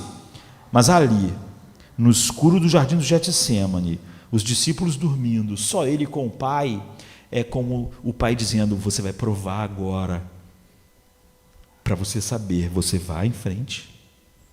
As pessoas que eu estou te dando para salvar são tão horríveis quanto aqueles lá que estão dormindo. São pessoas assim. Você vai experimentar um pouco agora, vividamente, de verdade, do cálice. Mas amanhã você vai beber o cálice todo. É isso. Então, Jonathan Edson diz, num grande sermão que tem quase 100 páginas, ele diz assim: foi a primeira vez que Cristo teve uma visão plena da dificuldade infinita envolvida na ordem que ele recebeu na eternidade. Ela lhe pareceu tão enorme a ponto de ele começar a sentir que ia morrer em agonia e suar sangue. Assim, quando Jesus vai para a cruz por nós, ele sabe o que vai acontecer. Deus quis que ele soubesse antes, lá sozinho, no escuro, não publicamente, onde descer da cruz ou desistir seria algo público. Lá ali está só ele e o Pai. Isso torna a ação de Jesus o grande gesto do amor do Pai e os seres humanos que o Pai deu a ele, o amor dele ao Pai, e por causa do amor ao Pai, o amor àqueles que o Pai deu a ele na eternidade, a maior coisa que vai ser vista na história do mundo e na eternidade. Ninguém jamais enfrentou tamanho sofrimento a fim de amar. Ninguém no céu poderia achar que o filho amasse o pai até a esse ponto. Ninguém podia imaginar que ele estava disposto a obedecer e sofrer até esse ponto. Essa é a supremacia do amor de Cristo, a supremacia do seu sofrimento e a supremacia da sua obediência. Esse é o espanto do céu. E ninguém jamais amou assim, de forma alguma, em toda a eternidade. E Jonathan Edson continua assim no seu sermão: a agonia de Jesus Cristo foi causada por uma visão vívida, brilhante, plena e imediata da ira infinita de Deus, experimentando parte do cálice. O Pai, por assim dizer, depositou o cálice na frente dele, o que foi muito mais terrível do que a fornalha de Nabucodonosor. Ele agora tinha uma visão de perto da fornalha que ele estava prestes a ser lançado na cruz. Parou e viu as chamas abrasadoras, o brilho intenso do calor que emitiam, de modo que ele sabia onde ele ia e o que estava prestes a sofrer. Ele sentiu o que Ezequiel disse: beberás do cálice do pavor e do cálice da assolação, mutilarás teus próprios seios. Ezequiel 23, 32, 34. Jesus sentiu ali o que Isaías anunciou: bebeste o cálice da sua ira, a taça do atordoamento. Isaías 51, 17. Cristo estava para ser lançado dentro de uma fornalha terrível, infinita, da ira, e não era apropriado que ele mergulhasse dentro dessa fornalha de olhos vendados, sem saber exatamente o que seria, como se não soubesse quão terrível era, já que ele nunca tinha estado sem comunhão com o Pai, sem a paz dessa comunhão, sem a alegria dessa comunhão, enfim. Portanto, Deus o levou ao Getsêmani, o colocou à entrada da fornalha, para que ele pudesse olhar para dentro dessa fornalha infinita, ver-lhe as chamas ferozes e intensas para onde ele ia, para que assim ele entrasse naquele lugar que suportaria por nós, por vontade própria, para honrar o Pai, sabendo o que era e não tendo nenhuma ideia menor do que o que seria de verdade. Se Jesus Cristo não tivesse pleno conhecimento do cálice antes de tomá-lo e de o beber na cruz, não teria sido um ato seu como ser humano, mas quando bebeu do cálice, sabendo o que fazia, seu amor por nós foi infinitamente mais maravilhoso e sua obediência a Deus infinitamente mais perfeita. Você vê por que eles dizem, e por que é dito que quando você contempla cada supremacia, por exemplo, aqui do sofrimento de Cristo, a tua vida, toda ela entra na órbita certa. Você entende como Paulo diz que quando você enxerga essa supremacia de cada coisa, hoje nós estamos falando só do sofrimento, como esse amor te constrange, de modo que você não vive mais para você mesmo. Então, Deus colocou o cálice diante de Jesus, continua Jonathan Edwards, por assim dizer, e deixou que ele o cheirasse, e que ele provasse, o colocasse na sua boca e sentisse o gosto, quando ainda era possível afastá-lo e se proteger e não beber totalmente. De fato, o Pai estava dizendo: eis o cálice de que você está para beber, eis a fornalha em que você está para ser lançado. Vê os seus amigos dormindo logo ali, sem poder sequer velar contigo. Se for para que eles sejam salvos, não há nenhum outro caminho. Ou eles perecem, ou você perece. Ou eles sentem minha ira infinita, ou você sente. Ou eles perdem a minha alegria para sempre, ou você vai perder. Ou eles perdem o conforto para sempre que eu sou, ou você vai perder. Veja, Jonathan continua, quão terrível é o calor, vejam que dor e angústia terá de suportar. O pai diz para o filho, e seu amor pelos eleitos, e por mim, e pelo pai, é tão grande, que ele se dispõe a seguir em frente, e tomar o cálice mesmo assim. Então, Jonathan imagina que Jesus poderia ter olhado para os discípulos, que não conseguem sequer permanecer acordado, quando ele está experimentando esse horror, para apoiá-lo, e ele podia dizer, Jonathan disse com toda segurança, porque eu deveria, eu que tenho vivido desde toda a eternidade desfrutando do amor do Pai, lançar-me dentro dessa fornalha infinita de ira, sem alegria, paz, comunhão, que jamais, por pessoas que jamais vão poder retribuir nada a mim, e me dar nada. Porque eu deveria me entregar para ser assim esmagado pelo peso da ira infinita, do grande amor, do grande objeto do meu amor, que é o Pai, por causa dos que não me têm nenhum amor e são meus inimigos. Eles não merecem nenhuma união comigo, nenhuma vida eterna. Nunca merecem e nunca farão por merecer, mesmo se por toda a eternidade viverem de maneira perfeita.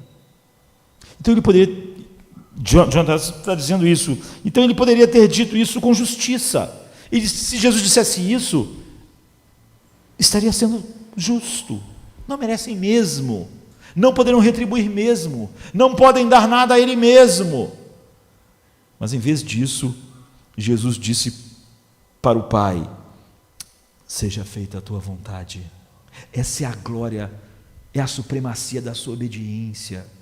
Só isso, você vê, só isso leva um homem à santidade. Qualquer ideia de santidade que não flui da contemplação da supremacia de Cristo em cada um dos seus aspectos é puro moralismo, legalismo. A lei, ela pode restringir o lobo que o ser humano é com algumas correntes durante um tempo, mas só a graça que faz você ver Jesus assim, ver a glória de Deus na face de Cristo, transforma você numa ovelha, dá a você um novo coração, para olhar para Cristo assim, e a tua vida toda entrar na órbita certa de quem Ele é. Então, Jonathan Edwards conclui, seja feita a tua vontade, suas dores abundavam, mas seu amor, o seu amor pelo seu Pai, que transbordou sobre os eleitos, abundou muito mais. A alma de Cristo estava esmagada debaixo de uma avalanche de dor e horror, mas que vinha de uma avalanche de amor pelos pecadores eleitos, suficiente para transbordar para o mundo e esmagar as mais altas montanhas do pecado e da ira infinita que vinha sobre ele. Aquelas grandes gotas de sangue que caíram no chão eram a manifestação de um oceano de amor infinito de Jesus pelo Pai, que transbordou sobre nós. Você vê o que Paulo está dizendo quando diz que o amor de Cristo nos constrange? Você vê como os cristãos hoje, mesmo aqueles que dizem ter mais apreço pela palavra de Deus, têm uma visão muito superficial de tudo isso, queridos. Como vimos, não basta afirmar que esse foi o maior ato de amor na história, foi também o ato mais assombroso de perfeita obediência. Como eu disse, Jesus não tem que obedecer a nada. Ele não pode ganhar nada com a sua obediência. Tudo que ele tem eternamente. Você vê, como eu disse, que, por exemplo, só esse aspecto, a supremacia do amor e da obediência de Cristo, pode, para a maioria dos cristãos, mesmo quando ouvem isso, ou possam ler a obra de Jonathan Edwards, ou a obra de John Owen, a pessoa pode ler isso como quem vai ao museu, muito interessante, e quando sai de um ambiente de culto desse, ou diante dessa verdade, simplesmente aquilo não afetar a vida dele. No início da história havia igualmente um jardim, e houve uma ordem.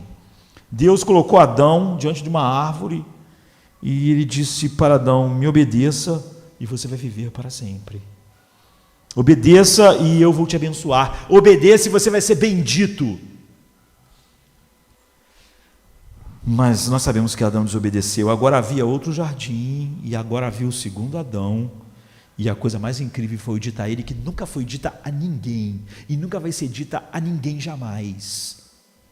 Porque o que Deus disse a Adão é o padrão para todos: me obedeça e você vai ser bem-aventurado, me obedeça e você vai ter o meu deleite. Mas para Jesus é a única pessoa que já ouviu isso na história do universo. Deus disse para Jesus: me obedeça e você vai ser amaldiçoado, me obedeça e minha ira infinita vai cair sobre você. E ele obedeceu. Não há, quando você pensa na supremacia da obediência de Cristo, não há nada que você possa chamar de obediência que chegue perto.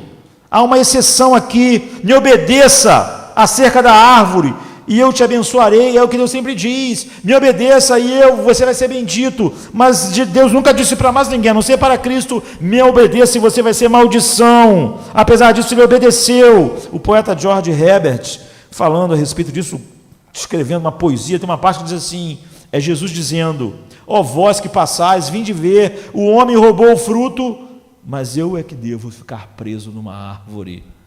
A árvore da vida para todos é a árvore da vida para todos os eleitos, mas para mim é a árvore da morte. Para mim, para aqueles outros, ela é a árvore da bênção. Para mim é a árvore da maldição. Jamais houve uma dor como a minha. Então volte agora para o ensinamento aparentemente não tão valorizado da obediência passiva e ativa de Cristo. E caso Jesus tivesse apenas enfrentado a morte, que eu deveria morrer, e não tivesse vivido e tido a obediência ativa que é atribuída a mim, eu seria como um presidiário que as pessoas abrem a porta da cadeia e dizem: olha, zeraram a tua dívida, vai embora, toma aqui o dinheiro da passagem, vai viver a sua vida.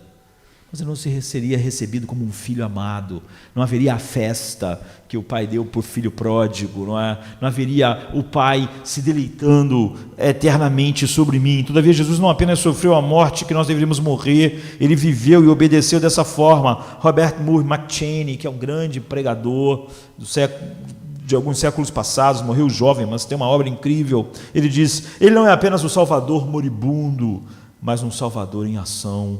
Quando nós somos levados a crer nele, não obtemos só os benefícios da sua morte, não somente os nossos pecados são perdoados, como também recebemos os benefícios da sua obediência perfeita. Isso significa que a sua retidão nos é acreditada, imputada, bem como o seu sacrifício. Em 2 Coríntios 5, 21 está escrito: daquele que não tinha pecado, Deus o fez sacrifício pelo pecado em nosso favor, para que nós fôssemos feitos justiça de Deus. Ou seja, quando Deus olha para nós, ele vê perfeito, justo, maravilhoso, eu me deleito em você. Quando somos levados a crer em Cristo, somos vistos como a própria justiça de Deus. Imagine isso, a justiça de Deus. É assim que Deus nos vê. Nós somos sua própria justiça, essa justiça perfeita de Deus. Então, nós somos vistos assim, como pessoas perfeitas. Nós somos vistos como nosso Salvador. Ele nos vê exatamente como vê o seu Filho, agindo como Jesus agiu, como se nós tivéssemos agido cada dia nesse mundo como ele agiu, sentido como ele sentiu. Agora veja a beleza do poder que Jesus realizou, que honra esse tipo de valor, esse nível de amor e sacrifício merecem.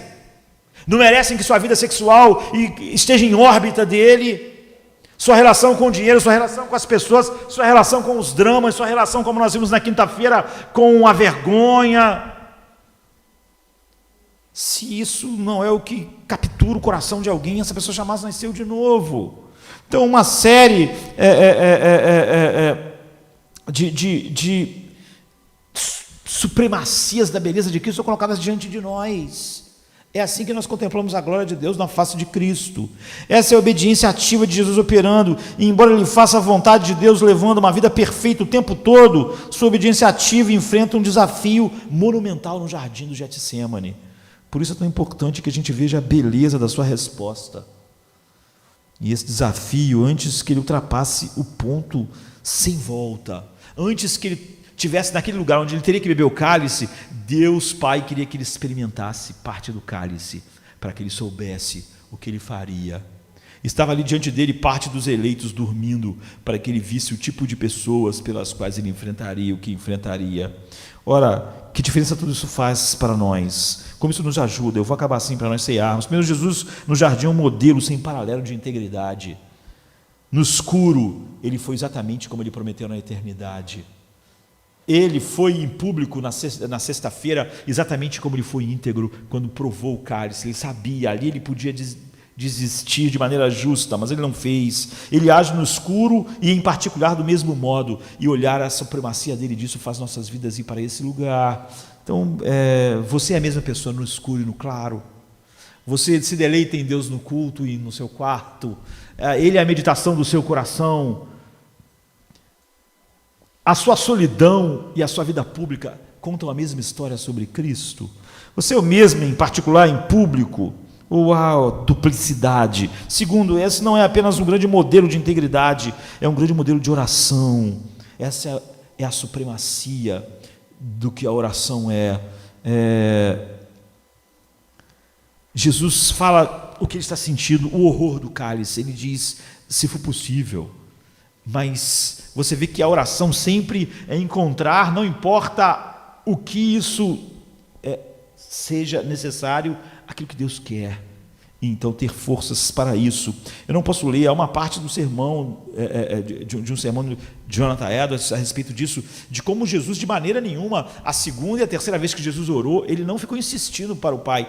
A primeira oração de Jesus é, se possível, passe de mim esse cálice, mas faça a sua vontade. Ele vai ser consolado. O livro de Marcos, por exemplo, vai dizer que 2 vezes ele vai voltar e dizer as mesmas palavras, mas no livro de Mateus ele é mais explícito, ele diz o que Jesus orou na segunda, e as mesmas palavras que Marcos falou, não é toda a frase. Depois que Jesus é consolado por anjos, sabendo que a vontade do Pai era que ele tomasse o cálice, a segunda e a terceira vez que ele ora, Mateus que coloca mais explicitamente como as orações foram, que as 2 outras orações é só sobre faça a sua vontade.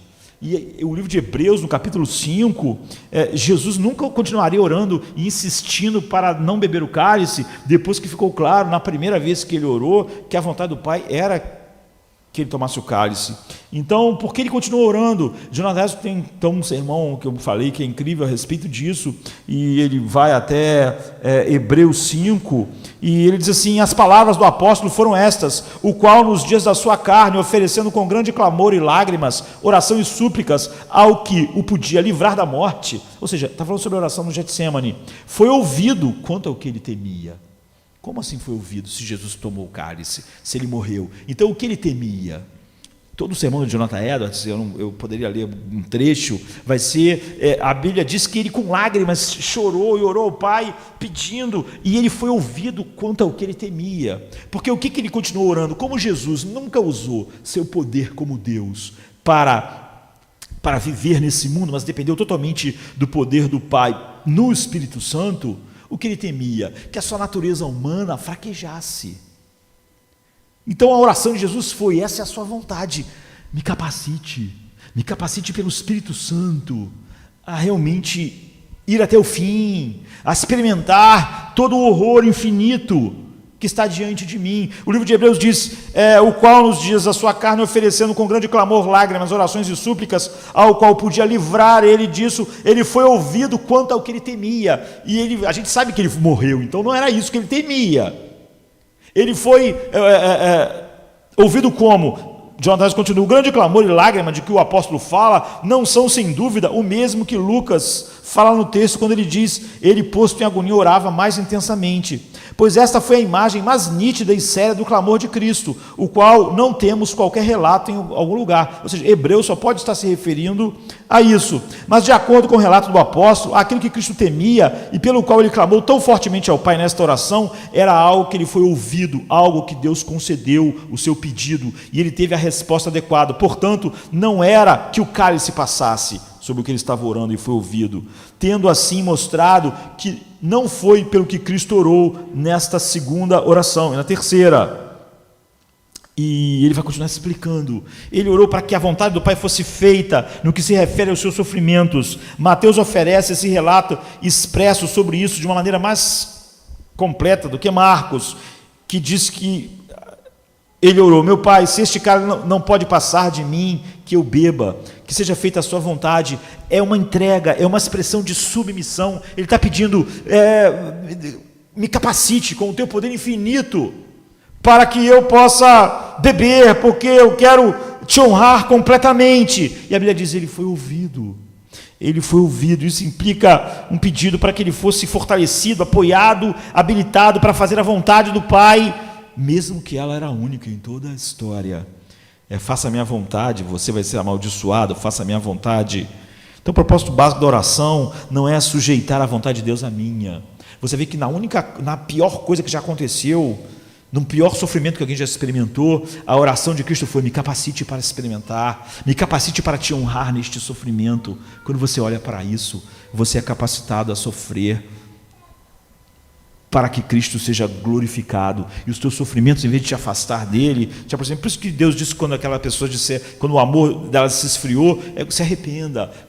Como eu disse, quando alguém diz: meu amor está um pouco frio, pastor, o que eu faço? O que aconteceu? Se arrependa, se arrependa. É pecado, é vil.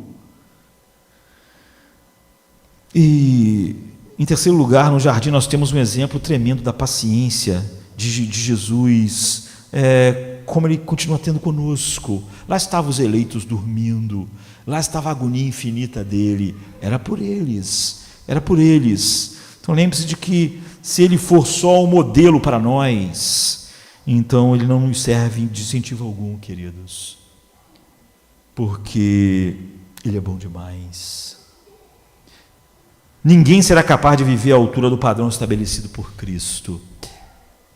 Se ele for modelo para nós, você tem moralismo, isso vai te esmagar, Jesus veio não para servir de modelo, mas para nos salvar, para fazer todas essas coisas em nosso lugar, tanto passiva quanto ativamente. E então, como nós somos transformados ao contemplarmos essa supremacia de Cristo, nós passamos lenta, mas seguramente a ser conformados à imagem dele quando nós contemplamos e nos deleitamos. Você vê, se você quiser imitar a Cristo, você nunca vai ser parecido com ele. Se você achar que você tem capacidade de viver uma vida ou fazer coisas que Deus diga bom, maravilhoso, então você nunca vai se parecer com Cristo. Mas se em vez disso você para e coloca diante de você as belezas da supremacia de Cristo, o Espírito Santo começa a te mudar no que ele é. Você não é mudado seguindo o exemplo, você é mudado se deleitando no que ele fez, com o Evangelho e não com a lei. Então o paradoxo é que se só ouvirmos como substituto, em vez de como modelo, nós vamos conseguir de fato ter a capacidade de viver como ele viveu. E experimentar cada dia mais ser transformado de um grau de glória para outro. Se você vê ele como modelo, no qual você tem que preencher para ser aceito por Deus, então você vai ser esmagado por isso e condenado, porque é óbvio, você vai ficar infinitamente distante do que ele é. Mas se você vê ele como o seu Salvador, como aquele que bebeu o cálice no seu lugar, se você vê isso, então esse amor vai te constranger ao contemplar essa supremacia, e isso vai mudando você, vai colocando tudo na órbita certa, e você não vive mais para você mesmo. Então olhe para ele no jardim, fazendo tudo isso, não só como um exemplo, mas como um substituto. É assim que você tem que olhar em seu lugar, e ter consciência disso torna o sofrimento dele pessoal para você. lhe dá uma nova capacidade de inventar suas próprias provações. Cada aflição que Inácio, por exemplo, foi jogado aos leões, ele estava olhando aquilo à luz da visão da supremacia do sofrimento infinito de Cristo. Então aquele sofrimento se tornou nada para Inácio. Inácio podia realmente ter uma alegria indizível e cheia de glória. Você vê que quando alguém diz que alguém pode ser cristão sem ter uma alegria indizível em Cristo, é porque essa pessoa nunca contemplou a supremacia de Cristo. Inácio podia, porque Inácio estava sofrendo a ira dos homens, mas não a de Deus, e ele podia ver a beleza de Cristo sofrendo o inimaginável. Seja lá o que for que você sinta, ou teve que e tenha que experimentar nesse mundo, nunca será o cálice, nunca será. E quando você pode refletir, você vai ver que nada que você pode experimentar sequer se parece com o cálice de Cristo tomado no seu lugar, e nada será comparado ao que ele fez. Então morrer para a glória dele não será algo muito grande para você. Nada será grande em sua vida perto da supremacia dele, do sol do qual orbita sua vida, seus relacionamentos, sua vida sexual, sua vida em relação ao trabalho, ao dinheiro. Tudo vai ser tão pequeno perto disso, que tudo vai encaixando na órbita que o glorifica. E dessa forma você tem condições de orar assim: Jesus, o Senhor foi paciente em seu sofrimento infinito por mim. Agora eu sei que eu posso ser capacitado a ser paciente em qualquer aflição para glorificar o seu nome. Não permita que qualquer aflição na minha vida faça alguém ver a ti não como minha alegria infinita e cheia de glória. O ensino da obediência ativa de Cristo também transforma a nossa, aquilo que as pessoas agora chamam de autoestima, porque nós somos amados. Se você vê essa supremacia do sofrimento de Cristo, você nunca mais, não importa o que aconteça, não importa o que o médico diga do que você tem, como você vai morrer, ou o que um patrão diga para você, ou o que o mundo inteiro diga para você, para sua suposta autoestima, você sabe, o amor de Deus foi derramado pelo seu Espírito em nossos corações, de tal maneira que nós sabemos que Deus provou o seu amor para conosco. Provou não, Deus prova hoje. Como? Porque Cristo morreu, porque eu olho para o Getsêmani, porque eu olho para lá, nada que possa acontecer sequer arranha o tamanho do amor que eu sinto fluindo sobre a minha vida. E ao ser levado pelo Espírito a crer nele como um dom, você não é só perdoado, como também se torna belo aos olhos de Deus, justo como Jesus, belo como Jesus, lindo como Jesus. Então como é que você não teria, você precisaria do mundo para ter autoestima, ou da roupa que você usa, ou de uma posição na cultura? Não deveríamos olhar para quem somos em nós mesmos, nunca, mas só para o que somos nele, e nunca vamos ter esse tipo de problema. Essa questão da autoestima vai estar na órbita certa da supremacia de Cristo. Muitas vezes, depois de fazermos algumas bobagens, percebendo que não refletimos Cristo, nós estamos mais preocupados com a nossa reputação do que porque o nome dele foi desonrado. Isso só mostra que nós não percebemos ainda qual é a questão das nossas vidas, e nós queremos nos sentir importantes na igreja, importantes no ministério, importantes no mundo, mas esse sentimento é incompatível com enxergar a supremacia de Cristo. Então essa passagem nos dá tanto, não é? É isso que nós celebramos na Santa Ceia, a supremacia, esse único aspecto da supremacia. Pense que Jonathan Edwards falou sobre várias e várias supremacias, e teve que deixar várias fora, e que John Owen escreveu também sobre várias como essa, sobre o sofrimento de Cristo, mas teve que deixar várias fora. É isso que impactou a vida desses homens, é isso que fez ser quem eles eram.